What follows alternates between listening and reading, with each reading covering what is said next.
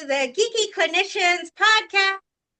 Oh, we are so excited today to be talking to Rick and Monique about their work with couples. And so we're just so excited to jump into that. But before we do, as always, I am your chief geek here, Dr. Deborah Dantzler, and I'll let the other geeky clinicians introduce themselves. Hi, I'm Jacinta. I am a lead clinician at 3D Psychotherapy and lead geek. Hi, everyone. My name is Mona Taki. I am a first-year postmaster's resident, and I am the geeky clinical yogi. And I'm Beth Burmester. I did my internship work at 3D Psychotherapy under Jacinta's supervision, and I have joined our group as also I'm 1 year behind Mona as a postmaster's resident. All right. Excellent. So, Rick and Monique, we are so excited to have you here. I'm just going to tell everybody a little bit about both of you. So, Rick Elgersma was born with a crippling birth defect called spina bifida. Right out of the gate, doctors said he might not live. And when he lived, and said he might not walk. When he walked, they said he would probably never get rid of braces. When those came off, doctors threw up their hands and stopped trying to judge what Rick could or could not do. You see, Rick Elgersma has spent a lifetime exploring what is possible for him. He has found a myriad of opportunities to succeed individually and with his bride and co-counseling teammate, Monique. Rick has lived a lifetime working to build a triumphant story for himself. Through many ups and downs, he has learned to seek the fortune of a life lived well with creativity, faith, hope, love, and integrity. He'll work with you to do the same. Rick's primary mode of therapy is narrative and emotionally focused and has training in Gottman, Relational Life Therapy, and CBT. He is well versed in dealing with depression, trauma, infidelity, emotions, relationship, grief and loss, chronic pain, disability, infertility, and concentration issues. Welcome, Rick. Now I'm going to tell you a little bit about his bride, Monique. Growing up in many different places in different cultures, people, and experiences has helped Monique become a diversity specialist. As a therapist, she still loves to travel. She can adapt to different styles and see things in a unique and sometimes creative light. She uses her resilience, experience, and flexibility with counseling with individuals and couples. She is an Enneagram 3. We're big Enneagram people here, so I love to get to talk to you about that. And loves to help people achieve success and growth with using techniques like CBT, solution-focused approaches, especially as she uses co-therapy with her husband. If you have struggled with toxic people or relationships, including struggles with spiritual abuse, Monique will help you work through boundaries and personal recovery to become a healthier version of yourself for today and future choices. Monique specializes in couples therapy for those that have struggled with infertility, chronic pain, ADHD, and infidelity, and individual work with those needing growth after long-term relationship ends, anxiety, being a caregiver, perfectionist recovery, and those impacted by grief and loss. Welcome, Rick and Monique. Thank you guys so much for being our guests today. It is such a good thing to be able to come on here. It's a great thing to see you. Yeah, it's so good to see you guys again. Yes. Well, we were so looking forward to this, to not only get into the meat of kind of what you guys do as a co-therapist with couples and stuff like that, but I want to kind of, before we jump into that meat, I want to hear your clinical origin stories, right? And either one of you can go first, but like all the way back, what first got you interested in doing this clinical work? Ladies first. Okay. Well, actually, my first undergrad degree was in alcohol and drug abuse counseling. but it was an undergrad program and I really did not feel well trained. I did do some work with some like prevention work in the schools and that sort of thing, but I got burnt out pretty quick. So shortly after, I almost had my hours to be fully licensed, and I was like, I don't think I want to do this. I'm burnt out. So I ended up working in the corporate field for a while, and then goodness, probably 10 years into that, maybe not that much. I don't know. Maybe it was only 5 or 6, but a friend of ours asked us to mentor him when he met his now wife. He's like, hey, I think I met the woman I'm going to marry. Would you mentor us? And Rick and I were like, okay, well, sure. Okay. Okay. And so we started mentoring them, and we did it together with them. And we did that through their first year of marriage. But partway through, Rick's like, hey, what if we did this like professionally? Like, what if we went back to school and became marriage, family, and therapists? And I'm like, I don't know. God's going to have to tell me too, because right now I don't feel like I'm supposed to do that. But, Sledgehammer kind of thing. yeah. So that's how we ended up going that direction. But his story is a little bit longer. So I'll let him go. Monique, I had done other businesses and really wanted Monique to participate in those. And like she said it would have to be a sledgehammer moment for both of us, because she just didn't think she could work with me. And so this became part of that conversation. But long ago, when I'm prone to major depressive disorder. And so my last bout of it was in 2014. But before that, when I was 15 years old, I was seeing a therapist. And why that's significant is my mom, a couple of years, well, during COVID, 2021, she called me up on the phone and she said, I found a card from your therapist when you were 15 years old, and you will not believe what it said. She saves everything. She was a saver. So this little note said, by the way, I think Rick would make a remarkable counselor. Wow. And that came to fruition when I was in my 40s. Before then, I just, people would say counseling could be good for you and stuff like that. But I was young and impetuous and thought I could make bank somewhere else and so on and so forth. I had all those things as part of that. But this mentoring experience was so good. And we worked together, but we found that this relational component, this unity that was derived from this mentorship, it became a place where we were all learning how to be good couples together. And so we had good things to give them for sure, but they had really good things to give us. What reminded us about why we got together, for instance.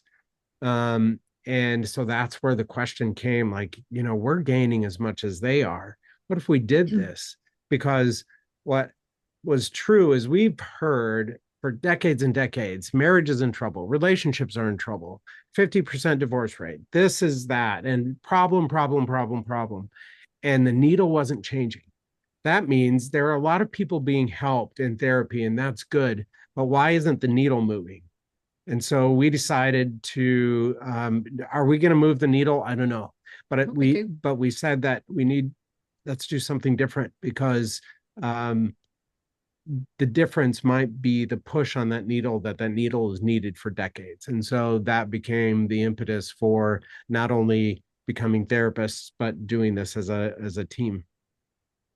That's wonderful. That's wonderful. So through this kind of organic process of providing this mentorship, then realizing in some ways a calling that had not been answered yet kind of was answered. And then both of you enroll in Regis University and go through that process together. And I see that you both graduated together in 2015. So really, you guys have been together, like doing the clinical part together the entire journey. That's really interesting. They wouldn't let us partner up when we were in school. So, but I mean, that was good because we had to learn how to partner with other people as well. But, it was really, unique. And just I know we're jumping ahead a little bit, but the co-therapy model is not really technically that unique. I think all of us did something similar to that during our practicum or during our internships, where we were partnered with an experienced therapist so that we could learn how to do therapy. The difference is once you've done that experience, you're on your own. See ya, have fun. Hope you don't have any clients that are too hard to work with, so that's, in a way, it's a model that we've all been exposed to. We just don't take it beyond that teaching model. So Yeah. You're right. You're right. We've all kind of had that co-experience either in the individual session space, couple space, or in even group therapy, because that's when I remember being a young clinician and co-leading groups with my mentor and that experience as well. And Beth just graduated in May, and so she's just had that very fresh co-experience with us. Guys, do you guys have any questions for Rick and Monique? What's your philosophy when working with couples? tell me a little bit more about the question. I'm not sure I quite Well, understand. I guess I'm looking for what approach do you use? Oh, that's an interesting. That's been an organic process for us too, because out of the gate, we talk about techniques and we learn CBT and we learn those things. So you're very technique oriented Yeah. when they get you out of school, and those are good. We use techniques, but our orientation changed from being technique oriented to team orientation, and that happened very, very quickly. Where Monique will be writing something on the board. I wish I could show you what's there now, but what's great about what she wrote on the board, well, I'm looking at their facial expressions. I'm looking at how they look at each other. I'm participating in the conversation in a different way than she is. And we're able to gain and glean a lot more information than one would normally be able to do, because we don't have eyes in the back of our head. So it's been a remarkable thing. Like, I definitely use narrative, and she uses SFT. She's solution oriented at the same time. So I'm scaffolding their story and she's workshopping the issue. And what we've learned is that as we team up, we're finding this roundtable conversation to be the result is greater than the sum of its parts type of thing. So yeah, it's been amazing. Well, and the couples too, right? So couples are different and unique too. Unfortunately or fortunately, a lot of times opposites attract, right? So, he's really narrative, story, emotionally focused, and I'm very solution focused, CBT focused. And so usually we have that in the couple. So one of them's really relating to me and gaining from what I'm talking or ideas I'm coming up with. And the other one's like, I feel heard, I feel seen, because we're making sure the emotion comes into the room as well. So we don't really follow a particular model. We've been trained, like Rick's bio, we've been trained in Gottman up to level 2. We've done relational life therapy training. We've, had some trauma informed stuff done, but a lot of what we bring into the room is actually our own relationship. And even if we're partnered with other therapists in our office, we're still bringing in our own relationships, right? Because what I'm working on with Rick at home, we're hoping our co-therapist is also working on in their home, because the stuff we're doing is actually going to improve your relationships, no matter what your relationship might look like. Yeah, we've learned that it's not the technique that heals. It's been the unity that's been the healing impact. We talk about unity from a global perspective, from unity in the United States or unity in that setting. Unity in the room has turned out to be the healing component. And it's been really cool to see community happen right here. Absolutely. Oh, I love that. The idea that it's unity that heals. And we can have unity even if it's just one therapist and one client on a one-to-one basis. It's that level of connection with the person, right? And that therapeutic rapport, that's foundational. No work can get done if that's not present. And I love that you said that you both kind of bring your unique aspects to it, and each of the members of the couple can find a piece that they relate to. I know that at your practice at Real Connections, that you also have I think you have an intern and you have another pre-licensed clinician, your daughter, who I absolutely love. She's one of my favorite people. And we got to get her on as well. But We would love to. Yeah. Gets nervous. She's fine. But Beth and Mona are part of our postmaster's residence program, meaning they've graduated and they're working those hours towards full licensure. Mona's interested in doing couples. She's already started doing couples and doing some family work. What are your teaching? What are your philosophies? How are you working with the young people in your office? And then what would you share with these postmasters and our other postmasters people? You know, there's so much knowledge that you're thrown at in school that it's like, oh my goodness, how do I incorporate all of this good stuff, right? And I would say the one thing that I remember a professor saying that I was like, oh yeah, whatever, I'll do everything, was finding your niche, right? Finding your niche, what you really feel passionate about, what you naturally are passionate about, because then it doesn't feel like work.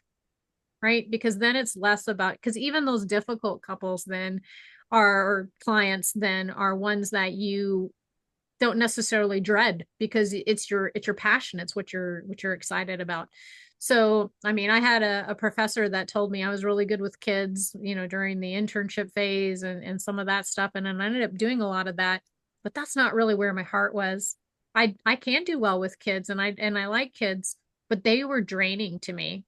Give me couples all day, every day. I can do 5, we do 80-minute sessions standard. So, and we're moving actually towards a model of doing 2-hour sessions because we're finding that even 80 minutes isn't quite enough. But we do these longer sessions. I would rather have 5 2-hour sessions or an all day intensive than have to work with 2 kids because of the draining level, the energy level. And so my advice would be to those newer therapists is figure out, it takes a little while, but figure out what clients are making you feel, excited. What clients are the ones that afterwards, rather than feeling drained, you feel energized, because then you start knowing what you like and what you're good at and what you want to work with. Because just because you might want to work with someone that has addiction problems, if that drains you, then maybe that's not your niche. Mm-hmm. And my thought was coming out of school that I would have to be an expert at something. And I am a narrative expert and I am I know those things pretty well. But the thing that we were surprised about is that our own creativity didn't matter about the technique. Monique or I, mostly Monique, because I have a disability, would go to the board and we just make something up. Like we made up a process called spaghetti and meatballs because we were hungry one day, right? So it's okay just to get to the board and use your own mind, use your own stuff. It doesn't matter what acronym to put on it. I don't care if it's ACT, CBT, anything. That is where a lot of our confidence grew, that we could just make stuff up. And it was probably related to something that we learned, but you're going where the client is. But to use what your heart says use, that's so very important. And then the other thing was we learned so much about don't talk about yourself, and don't talk. That's important because the client is there for themselves and we're there to tend to them. But in couples counseling, maybe it's a team thing because of the team thing or because we're a married couple. But we talk about ourselves with every single client. Mm-hmm. And that part has created the sameness, which then has built the unity, which then has built the idea that we're both going home to practice. And so if I'm there saying, look, yeah, I've had depression too, man, and I know how hard this is, and here's a story of what was impactful to me, those kinds of things have been really important for individuals and couples. So we have to judge. We don't just sit there and talk about ourselves and say, let's story time with Rick and Monique. But we do have the self-disclosure factor with pretty much every client. Love that. Yeah, because it's also helpful for them to realize that, hey, we're quote experts in this, right? We teach people skills every session, almost every day. We're teaching them things that they need to learn to grow and improve the relationship, but we still have conflicts. The difference, we're telling them that we've learned or we've improved, or they don't last as long, or whatever the scenario is, because then we make ourselves human, and they realize that even though we're experts, we struggle too. And so they don't have to do this perfectly. And that gives them some hope, because sometimes they feel like, once they've been taught a skill, they should be perfect at it right away. And it's like, oh goodness, no, by no means. Exactly. We have a framework here for healing called awareness, acceptance, and action. And I've often told clients, I don't just teach this, I live this. Like, I practice the things that I'm telling you, right? So that allows, again, for that therapeutic connection. Questions for Rick and Monique, guys? Actually, I had a question about, I know that there are kind of different approaches or types of couples therapy, and most people have the impression that it's always about saving the couple or improving the relationship. And I wondered if you could talk a little bit about intentional uncoupling, or if you've worked with clients who had already reached that point where they had decided that it wasn't advantageous to either of them to stay together, and how that kind of counseling might be different than the let's look at the how you can communicate better, how you can focus on the positives in each other. Ironically, that still comes into play, right? Because if you have a couple that has children, for example, they've got to learn how to communicate, because when they uncouple, they're not going to necessarily stop sharing major events like graduations and weddings and prom and big events that these kids are having in their life. And so they've got to learn how to actually communicate better in a different way. And so what we always tell our couples when they walk in the door is that we will hold the hope for you until you tell us that we need to help you move towards becoming a healthy, separate relationship. And so we want to work towards that if that's what their goal is. But if one of them's not there, we have to align with that person just as much as the person that wants to save the relationship. And so we're very conscious about making sure that the person that really wants the relationship recognizes that we need to give the other person freedom to change and try these things out without expectation. We cater to humanness, because yes, you're right. It's not only about saving, it's about doing a good job for the need. And that's much, much different. We do something that is, it's a values sort. It's using a card system to help them sort out their primary values that are meaningful to them.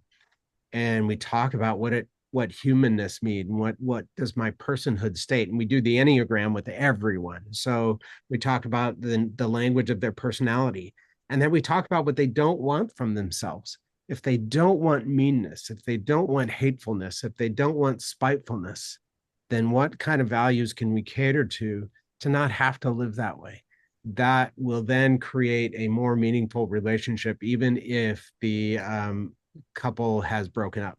And so we do quite a few things to allow people. It doesn't only happen, right? Couples sometimes stay very contentious, but a lot of the time, even that value sort and in the language of the Enneagram have helped couples understand each other, even though they're not together anymore. So, yeah.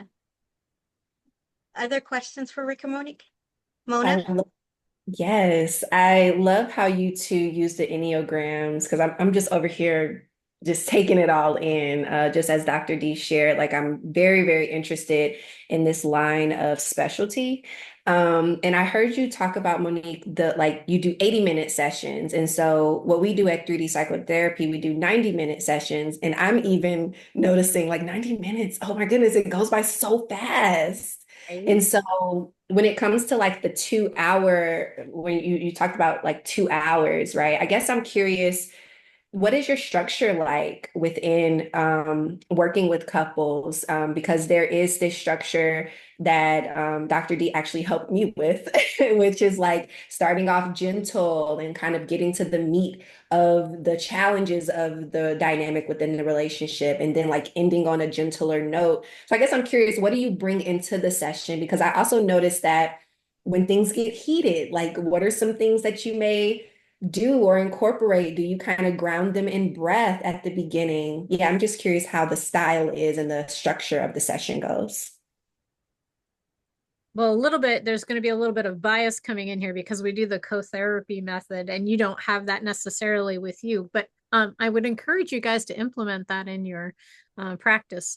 But the reason I say that is because, you know what, when it gets tense in the moment, when there's someone to help share that tension, it can help, right? Because he catches things I don't, I catch things he doesn't. He might be able to help diffuse in a different way than I would by myself.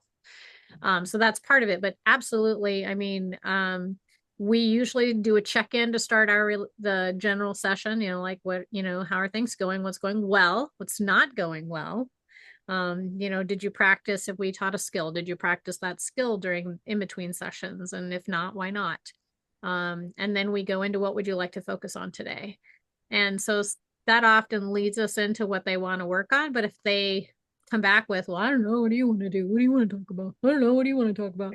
Then we have some things that we pull out where we teach communication or conflict resolution or some of those other tasks. And, you know, when people have resentments and hurt, and that really becomes the focus of the session, we do try to help make sure that they're both hearing the other person. So one thing that we use as a primary model in session is, what did you hear them say?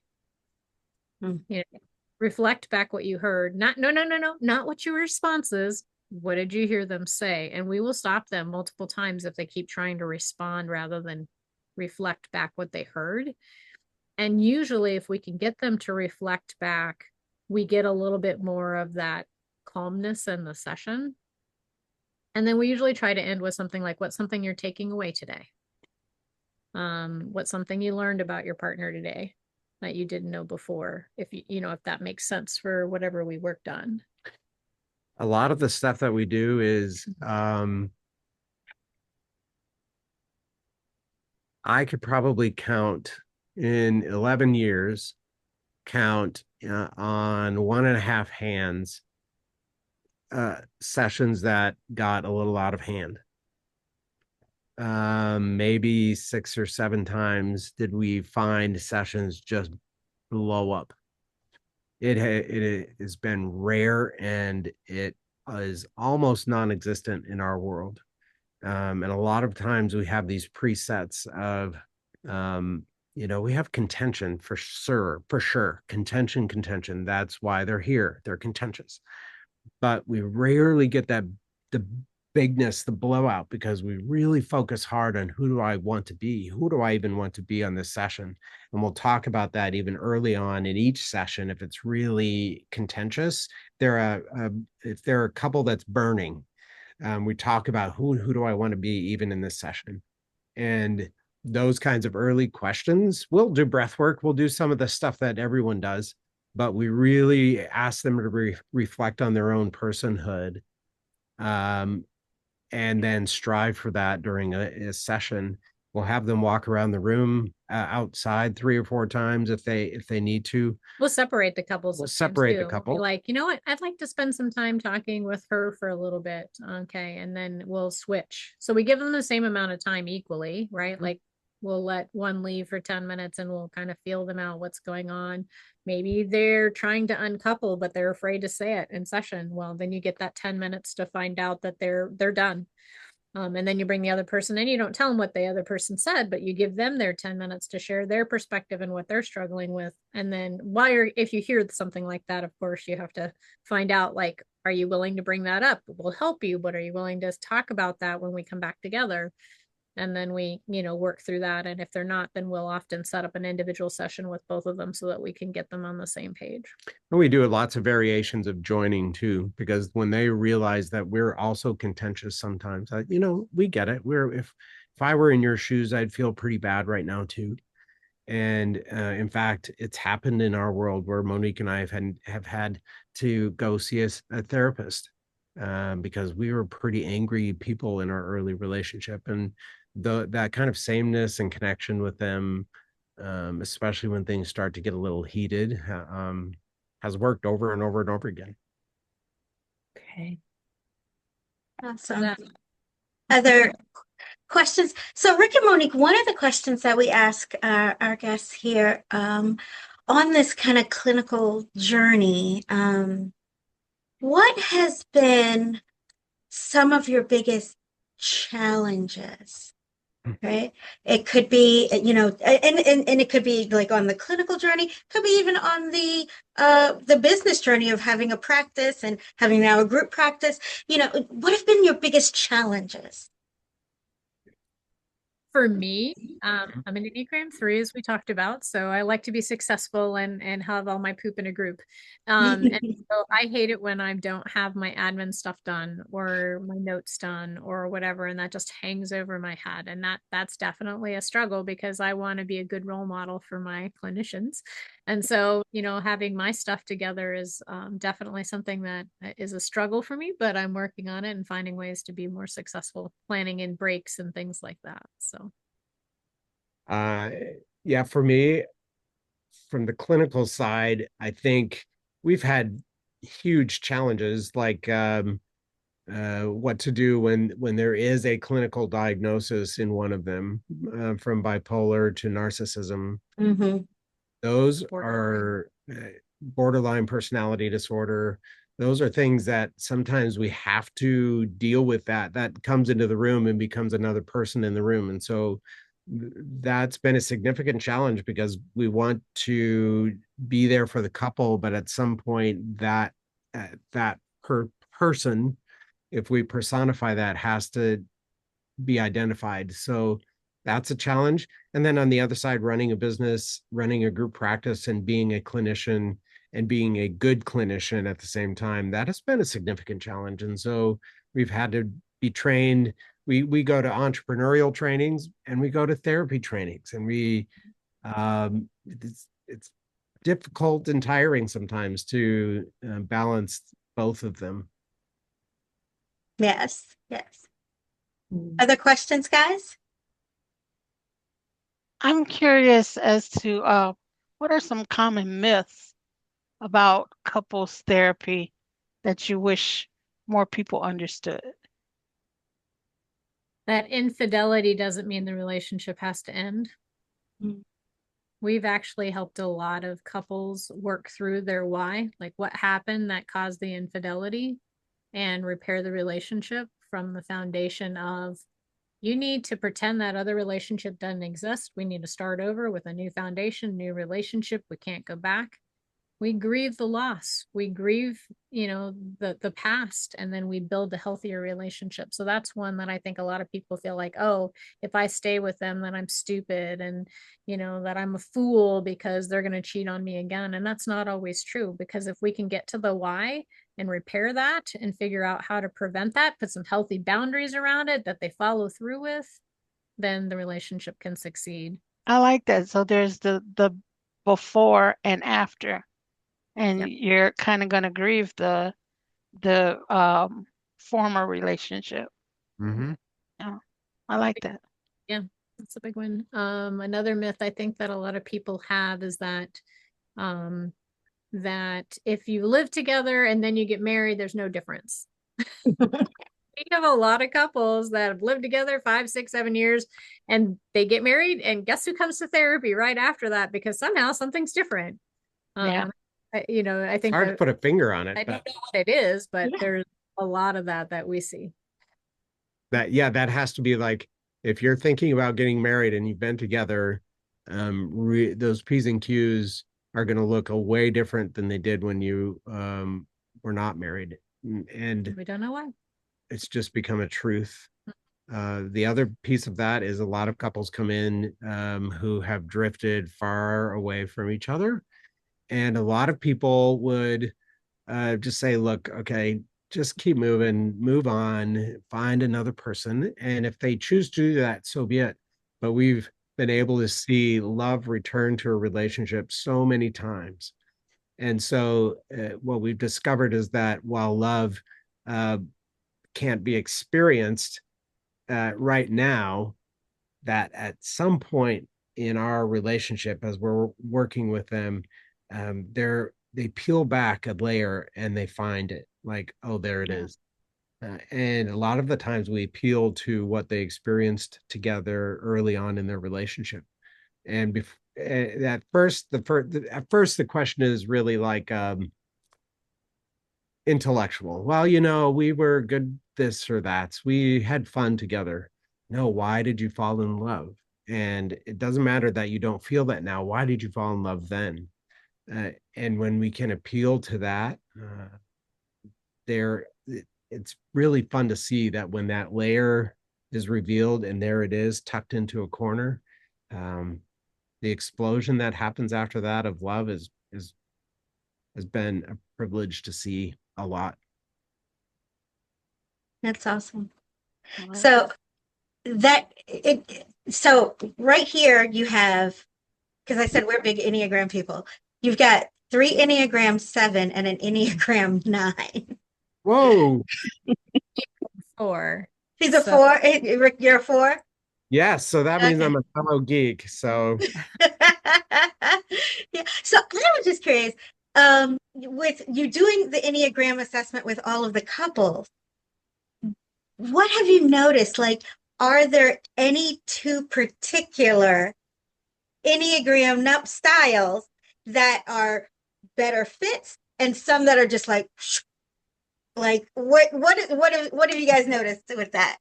That is a common question we actually get asked by our couples. Like, are we incompatible because of our numbers? And we're like, my answer always is this: there is no bad number. There's no bad coupling. There is unhealthy versions of numbers and healthy versions of numbers, because we use the one we often use, the one we use with our couples is from the Enneagram Institute. Okay. And they have a link on there that actually says, they have a link where you can click on. So when an 8 is paired with a 2, or a 9 is paired with a 6, they'll tell you where your strengths and your weaknesses are.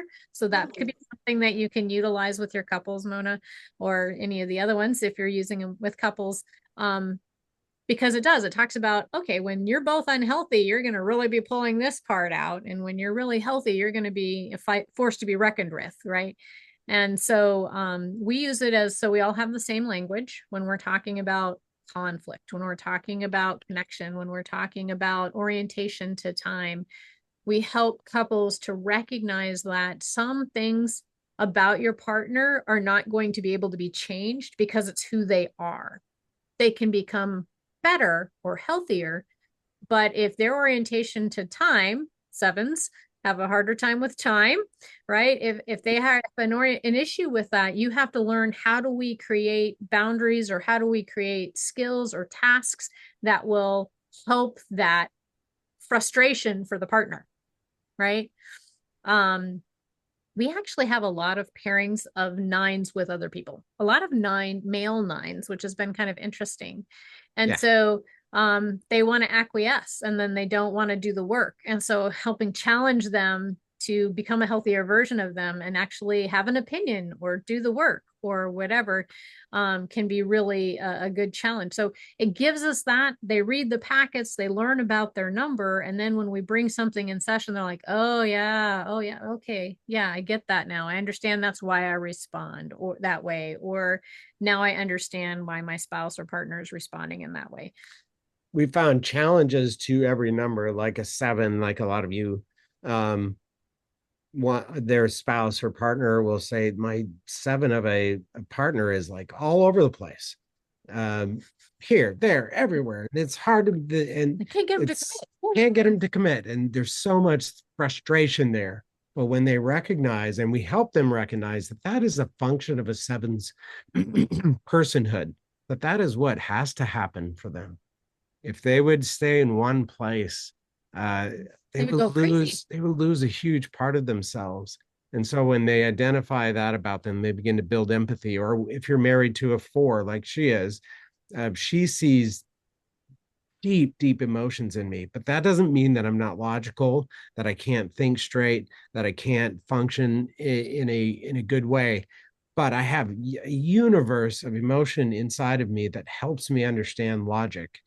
And she would want me to move a little faster on decisions and want me to move a little bit differently because she can go at a pace that I simply can't. She can think at a pace that I don't, make decisions at a pace that I don't. So part of our problem a long time ago, when we weren't Enneagram experts, was that she was very frustrated that it seemed like I was being lazy. And so we can begin to get judgmental, and any number against another number can judge that number very easily because of those things that we see. But actually, when we say that each number has a job, and like our sevens are great scouts, they're out front, they're looking forward, there are dreamers, so are fours. If they're doing that job well, and you can be a participant in that, and you can function well together, that is a much longer process, but that's what we use to help couples understand each other better. Oh, I love that. Like I said, we're big Enneagram geeks here, but the idea, I love that part where we have to remember that it's not just out of our stuff, that really that empathy, that seeing it from through our person's eyes, and seeing their strengths and their challenges, and really being able to unconditionally accept them in that totality, that radical acceptance of them is really key. Because if we get locked into our own tunnel vision of, well, I would never have done that, why did they do that, because I would never, there's no moving forward with that. It feels like, because again, we're all unique. Like, nobody's going to do exactly the way I do it or see it the way I see it, no matter, even if they, have similar backgrounds or numbers or whatever. I have to be able to see my stuff, but also have compassion to really be intentional about seeing their stuff as well. And I love that you guys have that, use that tool, and also be able to bring that into that space. Yeah, one of my favorite things is using the orientation to time. So I'm a 3. 3s are future oriented, a little close to present and future oriented, and 4s are way in the past. And that can really be helpful for a couple to realize, like, if I want to come up to where I am, I need to be willing to go back where he is emotionally, because he processes things through his emotion. So I need to give him the time to do that, and then share with me what he learns. And then I come back and we can move forward together. And that's been really powerful for a lot of our couples, is because if you've got someone that's very, can make decisions quickly and moving quickly, and you've got other people that are stuck back here because they have hurts or, trauma in the past, and they just want their partner to come back here with them and walk with them. Wow, that's really powerful. Yeah. Our couples become time travelers. Love that. Love that. We also asked the question, what have been your biggest wins on this journey? I really love that we get to see a lot of couples succeed. When we moved to the 80, 90-minute model with a co-therapy, wow, it's been powerful. So ironically, our intern, so Rick and I both got sick, and our intern she said, I'll see them by myself. She saw 2 couples by herself. She was willing to do that. And no, they were your couple. So I was here, but you were gone. But I said, okay. And she's like, I'll see them by myself. And she said, oh my goodness, it is so much more work to do this by myself. But she felt really confident. She goes, I felt trained and able to meet with them, but it was definitely different with the dynamic. So I feel like one of our huge wins is knowing that we have that the co-therapy model for us really works well, because it helps save the energy. So when we see a number of couples, even really complicated couples, I know I've been to a lot of trainings where they say, don't put your difficult couple or people back to back to back, because you're going to be exhausted and you won't have the capacity for them. We don't have to think about who's back to back to back, because we're going to share the space, we're going to share the energy, and that makes a big difference. So I would say that's definitely one of our wins. It's true. We get it, actually sharing the energy in the room. Just to relate to her a second, has been super cool. In trying to think of a good story, but in the end, what happens is there are certain times when we let ourselves off the hook. I'm experienced transference, she's experienced counter transference, something like that.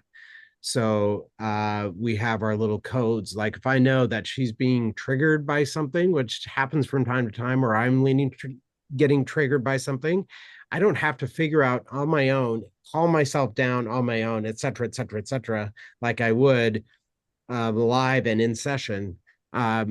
She'll lean forward or I'll lean forward. That means, hey, I'm noticing something. I got this. Take your couple of minutes off and I will take over the session.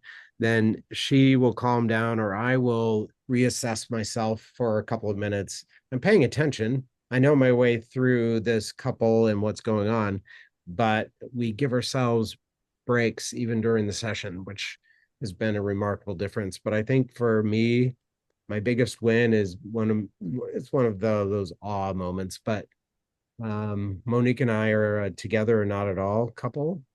And one of our triumph things was I've had 15 surgeries. I've had a lot. I'm in pain. I'm only ever in pain. I don't make walking look good, but I do it. I'm in a wheelchair part of the time, and we've done an event that is to ride our bicycles across Iowa. And we've done that during the week, and we've done that twice. So we would do our first ride together was 3.4 miles, and we had to walk part of that. Now her long ride is about 107 miles in a single day. But one of those training rides, she was like saying, she said, I can't make it up this hill. I got to walk. You just make it up the hill and wait for me there. I stopped. I said, no, I'll walk with you together or not at all. And that story has propelled into our work life too. I have to remember that she is my business partner and I have to be a great partner for her, but I'm her spouse. So my biggest win is to tap into my own personhood, to remember my vows that I said I would prefer her over all others. That means my clients, my work, my dreams, everything. So there are times when I have to stand up after a session and just give her a kiss, just so we know, remind ourselves that we're each other's spouses as well. And we've been able to do that very, very, very well. And I think it's made us good business partners, not perfect, but it's made us a much stronger together or not at all couple. And I guess that's my biggest win. Oh, that's so wonderful. I want to I just love you guys so much. uh, and so I met Rick and Monique in, I think it's 2022 now, in Nashville. And it was lunch, and I actually was sitting between them. I had not met them. And I was like, there's love here. Like, what is happening? Like, you just felt it. Like, I was just like, oh, wow. And then I found out, like, introducing, like, oh, okay, so they're married and they work together. But it was nonverbal. The energy was so present. And I was just meeting you guys. So it's like, oh, I just love you guys. Thank you. We love you, Deborah. We got to celebrate 30 years this last week. So that's pretty cool. Yeah. Awesome. Any other questions before we do our final closing question? I was just going to say how uplifting your stories have been. Like your experiences and what you've shared about your clients has been so positive and so uplifting and poignant. Like I'm just really moved by listening and participating in this conversation. And I think some counselors might shy away from couples work because they think it's going to be too hard or that it's difficult, right? Like you're only dealing with people who are really in a bad place. And I think that's another myth that you've blown apart, that, you know, couples come in all different levels of closeness and distance, and you're able to play a role in helping them kind of find that unity, as you said, and just Thank you. I have so much gratitude for all the stories you've shared. Thank you. That means a You lot. know, I noticed what Dr. Dantzler was saying. I noticed that love when you guys came on camera, and it's so obvious. And I hope it's contagious to your clients. I hope so too. We had one client that said they had been going to counseling for 26 years, and for the first time, they feel like they had a chance and they succeeded. And I want to go back to we are experts in our field and we are good at what we do. And you guys are good at what you do. I go back to that. It's our relationship. It's the way we do life. It's the unity created in the room. It's the sameness that we know we're all in this. We show up for practice. We don't try. When someone says, I tried, the next step after that is, and it didn't work. When we say that I'm willing to practice and we show up for practice together, anyone who's been good at anything from music to business to sports to something else has practiced their way there. And that's our philosophy. So we all show up for practice, and that's become a strong guide for us. Awesome.